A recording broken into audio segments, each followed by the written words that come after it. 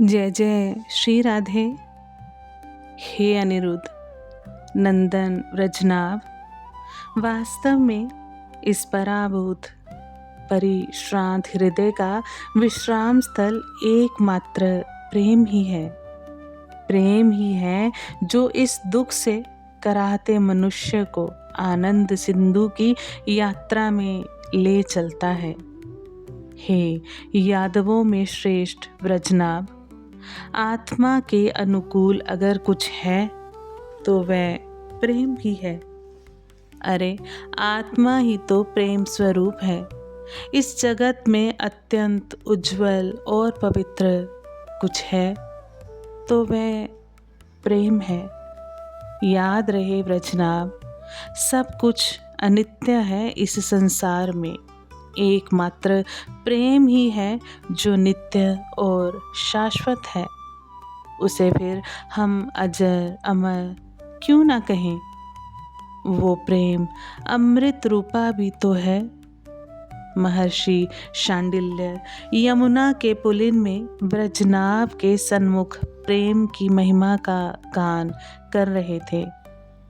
श्री श्याम सुंदर निकुंज से उतरे हैं यशोदा के आंचल में, तो ये प्रेम की ही महिमा है। अब आगे साक्षात प्रेम, विशुद्ध प्रेम आकर लेने जा रहा था। कितना सुंदर नाम है ना उस गांव का, बरसाना। इस गांव को अपने ऊपर पाकर धरती भी धन्य हो रही थी। यहाँ के अधिपति वृषभान, उनकी भार्या कीर्ति रानी, पता नहीं क्यों महर्षि शांडिल्य जब जब बरसाने की बात आती है मौन हो जाते हैं। उनसे आगे कुछ बोला ही नहीं जाता। हाँ, प्रेम है ही ऐसा। फिर ये नगरी तो प्रेम की नगरी थी ना। मेरा पुत्र हुआ, मेरे पुत्र हुआ, मैं बहुत प्रसन्न हूँ। पर मेरे मित्र नंद राय के कोई पुत्र नहीं है। कीर्ति रानी, तुम्हें तो पता ही है, मेरे पुत्र श्री दामा के जन्म पर वो नंद और यशोदा भाभी कितने खुश थे। पता है, मैंने तो उस समय भगवान से यही प्रार्थना की थी कि मेरे मित्र नंद को भी पिता बनने का सौभाग्य मिलना चाहिए। गौशाला में बैठे थे वृषभान, तभी उनके पास उनकी अर्धांगिनी कीर्ति रानी आ गई। कीर्ति रानी की गोद में श्री दामा शिशु थे। वो आकर अपने पति वृषभान के पास बैठ गई थी। पता है कीर्ति रानी, शास्त्र चाहे कुछ भी कहें कि पुत्र नहीं होगा तो पिता को स्वर्ग नहीं मिलेगा। मुझे नहीं चाहिए स्वर्ग। क्या स्वर्ग से कम है ये हमारा बरसाना? हम दोनों मित्र थे, बृहस्पति नंद और मैं। बड़े हैं मुझसे नंद राय, पर हमारी मित्रता बहुत पक्की है। तुम तो जानती ही हो, मेरे विवाह के लिए मेरे पिता ने इतना प्रयास नहीं किया जितना प्रयास मेरे प्रिय मित्र नंद राय ने किया था। तब जाकर तुम जैसी सुंदर सुशील भार्या मिली। मुझे पुत्र नहीं चाहिए, मैं तो स्पष्ट ही कहता था, पर मेरे मित्र नंद को पुत्र की ही कामना थी।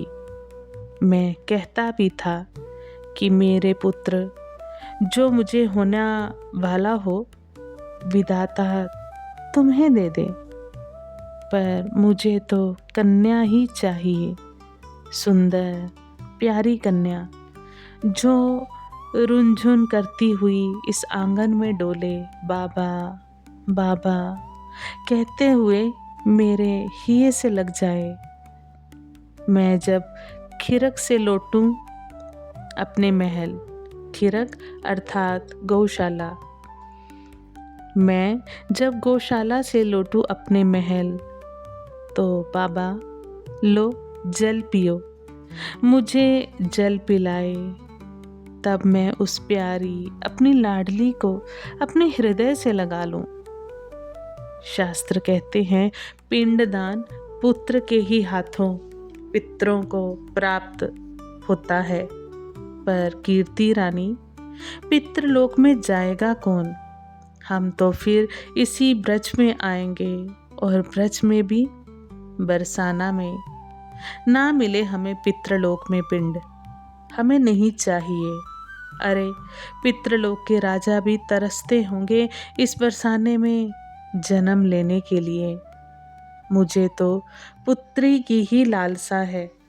कीर्ति रानी के गोद में खेल रहे शिशु श्री दामा के कपोल को छूते हुए वृषभान ने कहा था।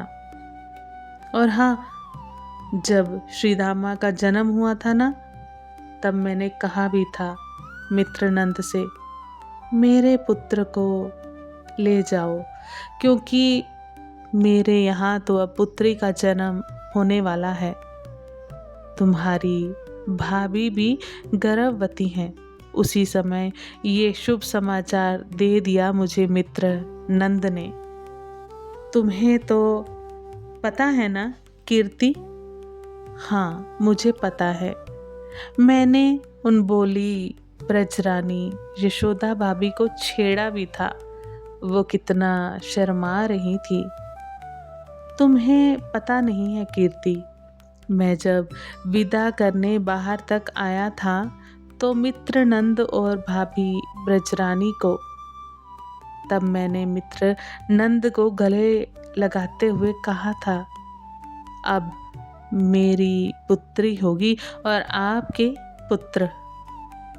तिहारे मुख में माखन का लोंदा। उन्मुक्त हंसते हुए नंदराय ने मुझे कहा था। और पता है, मैंने एक वचन भी दे दिया है मित्र को। चौंक गई थी कीर्ति रानी। क्या वचन दिया आपने? मैंने वचन दिया कि आपके पुत्र होगा और मेरे पुत्री होगी। तो उसी समय टीको अर्थात सगाई होएगो। श्रीमान बरसाना के अधिपति श्री विश्वान की जय हो। 4 ग्वाले आ गए थे दूसरे गांव के। उन्होंने भी प्रणाम करते हुए कहा, हाँ कहो, पर आप लोग तो गोकुल के लगते हो? श्री विश्वान जी ने पूछा। जी, हम लोग गोकुल के हैं और श्री श्री बृहस्पति नंदराय के यहाँ से आए हैं। ओहो, आप लोग बैठिए। वृषभान ने प्रसन्नता व्यक्त की। नहीं, हम अभी बैठ नहीं सकते, बस सूचना देकर हम वापस जा रहे हैं, गोकुल के उन सभ्य ग्वालों ने कहा। पर सूचना क्या है? बृहस्पति श्री नंदराय स्वयं आते, पर वो अत्यंत व्यस्त हो गए हैं, इसीलिए हमें उन्होंने भेजा है। ऐसा क्या हुआ जिसके कारण व्यस्त हो गए ब्रजराज? उनके पुत्र हुआ है, गोकुल के ग्वालों ने बताया। जैसे ही ये सुना वृषभान ने, उनके आनंद का तो कोई ठिकाना ही नहीं रहा था। सबसे पहले तो अपने ही गले का हार उतार कर उन दूत का कार्य कर रहे गोकुल के लोगों को दिया। कीर्ति रानी, सुना तुमने? उछल पड़े थे आनंद से वृषभान। आप तो ऐसे खुश हो रहे हैं जैसे अपने जमाई ने ही जन्म लिया हो, कीर्ति रानी ने छेड़ा। और क्या, देखना, हमारी पुत्री और उनके पुत्र का विवाह होगा, और ये ऐसे दंपत्ति होंगे जो सबसे अनूठे होंगे, अद्भुत होंगे।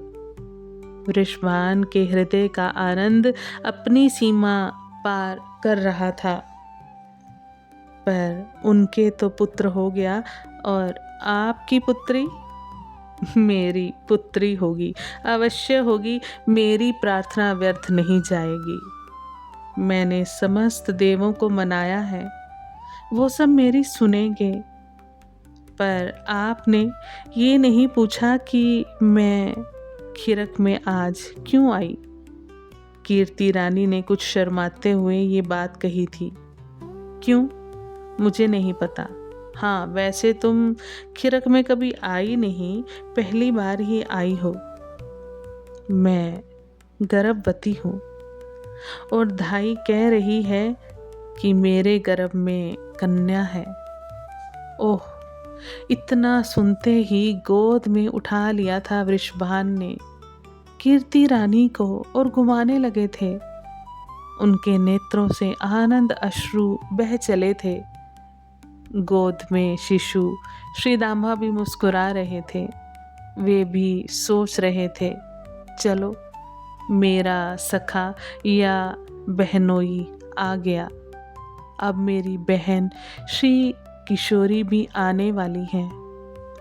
अरे क्या देख रहे हो, जाओ पूरे बरसाने में ये बात फैला दो कि हम सब टीका लेकर जा रहे हैं गोकुल। वृषभान ने आनंद की अतिरेकता में ये बात कही। टीका लेकर यानी सगाई? गांव वालों ने पूछना शुरू किया। हाँ, अभी से मैं कह रहा हूँ, नंदराय के पुत्र हुआ है, अब मेरी पुत्री होगी, ये पक्का है। इसलिए टीका अभी ही जाना चाहिए हमारी तरफ से, हम लड़की वाले हैं। वृषभान के आनंद की कोई थाह नहीं है आज। हाँ, सब सजो, सब बरसाने की सखियां सजो, और टीका लेकर हम सब बरसाने में नाचते गाते हुए, बरसाने से नाचते गाते हुए गोकुल में चलें। पूरे बरसाने में ये बात फैला दी गई। सुंदर से सुंदर श्रृंगार किया सखियों ने। हे ब्रजनाभ, बरसाने की सखियां तो वैसे ही स्वर्ग की अप्सराओं को अपनी सुंदरता से चिढ़ाती रहती थी, पर आज जब सजने की बारी आई और स्वयं उनके महिपति वृषभान ने आज्ञा दी, तब तो उर्वशी और मेनका भी इनकी दासियां लग रही थी। हाथों में सुवर्ण की थाल सजाए, मोतियों की सुंदरतम पिचकारी, चूनर ओढ़े, घेरदार लहंगा पहने और नाचते गाते हुए सब चली गोकुल की ओर। कीर्ति रानी नहीं जा पाई क्योंकि वो गर्भवती थी, पर बरसाने के अधिपति वृषभान सुंदर पगड़ी बांधे, चांदी की छड़ी लिए आगे आगे चल रहे थे। हे व्रजनाभ, आनंद का ज्वार ही मानो उमड़ पड़ा गोकुल में। ब्रजपति नंद के द्वारे कौन नहीं खड़ा था आज। मैं देख रहा था सबको, देवता भी ग्वाल बाल बनकर घूम रहे थे। देवियों ने रूप धारण किया था गोपियों का, पर कहाँ गोपियों का प्रेम पूर्ण सौंदर्य और कहाँ ये देवियाँ। प्रकृति आनंदित थी, सब आनंदित थे, चारों दिशाएं प्रसन्न थी, पर मैंने देखा बृहस्पति का ध्यान तो अपने मित्र वृषभान की ओर ही था। वो बरसाने वाले मार्ग को ही देखे जा रहे थे। मैंने उनसे पूछा भी, क्या देख रहे हैं? बृहस्पति उस तरफ। पता नहीं मित्र, वृषभान अभी तक क्यों नहीं आए? आएंगे, उनके आए बिना सब कुछ अधूरा है, क्योंकि इस अवतार को पूर्णता तो उन्हीं से मिलेगी ना। क्या मतलब गुरुदेव? मैं समझा नहीं। नहीं, कुछ नहीं बृहस्पति नंद। तभी सामने से ब्रजरज उड़ती हुई दिखाई दी।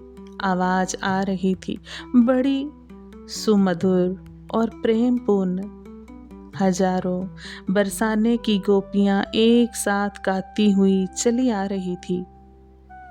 बृहस्पति देखिए, आ गए आपके मित्र वृषभान, और लगता है पूरे बरसाने को ही ले आए हैं। मैंने हंसते हुए बृहस्पति को बताया था। एक ही रंग के सबके वस्त्र थे, पीले पीले वस्त्र। 16 श्रृंगार पूरा था उन सब सखियों का। उनका गायन ऐसा लग रहा था जैसे सरस्वती की वीणा झंकृत हो रही हो। आहा, बधाई हो मित्र, बधाई हो। दूर से ही दौड़ पड़े थे बरसाने के अधिपति वृषभान। इधर से बृहस्पति दौड़े। हे ब्रजनाभ, मैं उस समय भूल गया कि मैं तो इनका पुरोहित हूँ, गुरु हूँ। पर हंसते हुए बोले महर्षि शांडिल्य, मैं इस लाभ से वंचित नहीं होना चाहता था। ये दोनों इतने महान थे कि एक की गोद में ब्रह्म खेलने वाला था और एक की गोद में आह्लादनी शक्ति खेलने वाली थी। दोनों गले मिले। मुझे देखा तो मेरी भी पद वंदना की वृषभान ने।